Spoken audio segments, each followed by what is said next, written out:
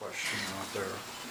But if in fact the Missouri House and Missouri Senate has gotten private organizations to contribute to help benefit their staff, so what? Isn't that something to cheer them about, that they got money that didn't come out of the taxpayer's pocket Well, for their first off, staff? you got a couple of things going. We do have significant concerns over potential conflict of interest when they are soliciting funds on behalf of the Senate as a body from lobbyists who have interests in front of the Senate. It makes it very difficult to say no. The funds that they are soliciting in large part are mostly for the senators themselves and not staff exclusively. If you look at the amounts of meals, and by the way, keeping in mind that all of the legislators are receiving per diems that are supposed to be paying for those meals as well. There are issues with that. And then once you have brought monies in, as the Senate did, and now you've got a pool of Senate monies to be spent, is it something that you should be spending on gifts for the staff? Well, no other state agency is able to do that. And so the things that they are paying for out of these funds are things that are not available to other state agencies. On the House audit, the two copy vendors, who are the two vendors? And did the vendor that got chosen for the existing contract, was there any connection between that vendor and the people who made the decision to choose that? We do not know that. Here's what we know. The first vendor was Xerox, and the current vendor is Icon. And what we found, we looked for that, but there was no documentation, and the people are no longer there. But there was something, although we could not substantiate that, so that's not as part of our audit. There was some reason. To take that previous question a step further, do you think then from your audit that if things go unchanged, it could lead to greater dangers in the House and the Senate? On just some of the practices that they're doing right I think so. Here's our biggest problem with the way that this was set up from the lobbyist standpoint, is that all of these expenditures that the lobbyists are making should be reported, and everyone would know that this lobbyist is paying for this. And the way that they have structured it so that each individual legislator doesn't have to have a report, they say, oh, well, you're just giving it to the Senate, and that gives the appearance that they do not have to report it. So these items should all be out there, and we should know. Our system is set up to allow for the lobbyist expenditures, just not in this way, because it's not reported. So I'm not saying you shouldn't have lobbyist contributions, even though I may personally believe that. But if you are going to have them, you must have it be in a way that complies with the ethics rules and is fully transparent for everyone to see. You said full-time for a staff was 35 hours as opposed to 40?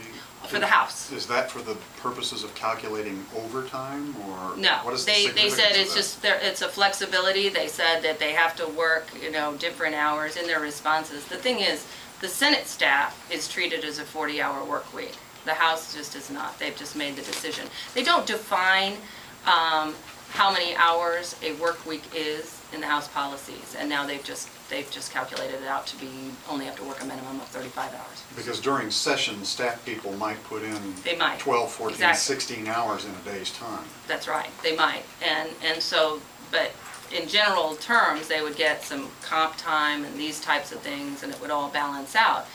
But even if you're balancing it out, they're only balancing it out feeling like they have to work 35 hours in a week.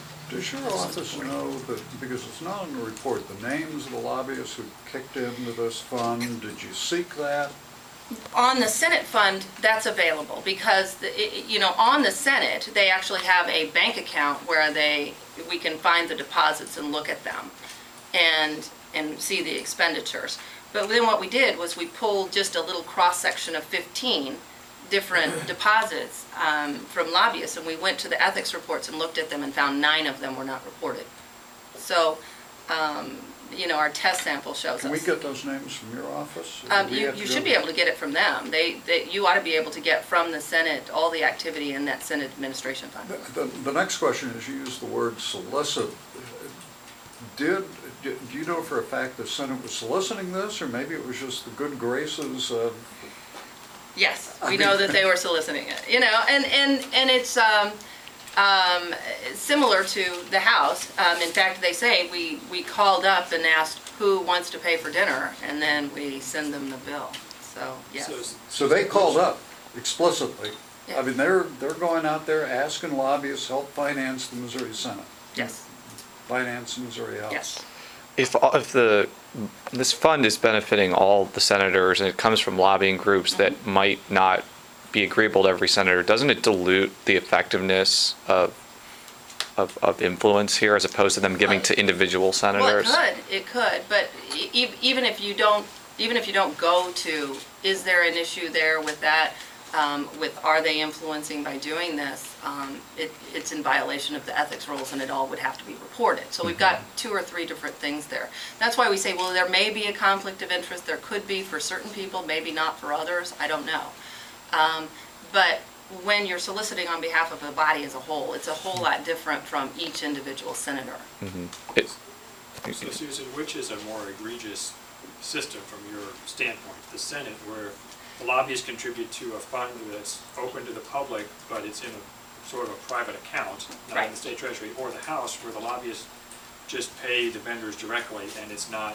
I mean, I think there's a problem with both systems. The problem with the Senate is that there's other issues with that. There's the setting up an account outside of the Treasury, and we don't think that's permissible. And then once you've solicited funds in, they're really state funds, and then you should have different standards on them. So is it better? Yeah, we think it's better to have looked at it from our perspective, to look at the Senate, because it was all there in their bank account. And certainly one of the things they were trying to do, they said, is make it more transparent. So in that regard, and whether we differ with them on whether or not they should have a separate bank account or any of that, it's still clear that the lobbyists need to be reporting all of this, because no one else out there would even know that this fund existed. And the lobbyist would report that by saying they gave X amount to the chamber as a whole, I guess. as opposed to I mean, prorating it among all the lawmakers. Yeah, and well, see, now that's suggestion. that's part of the problem, I think, is that the way that the lobbyist reports and the way that they do reporting, they've got this feeling that they don't have to report to the individuals. I mean, this is why this is set up this way, is because if they prorate it out, who knows who's getting the benefit? They don't know, because what happens is different from the House, where you may have 10 people and you know who's getting dinner that night.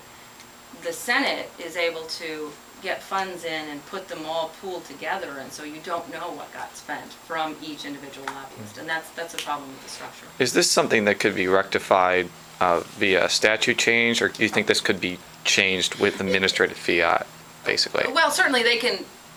There are certain things that could just be changed. What we suggest, if you look first at the House, what we suggest is they need to make an effort to let the lobbyists know that just because they are paying for things for a large group of people, that it is still reportable, and everyone needs to take a little bit of responsibility for it.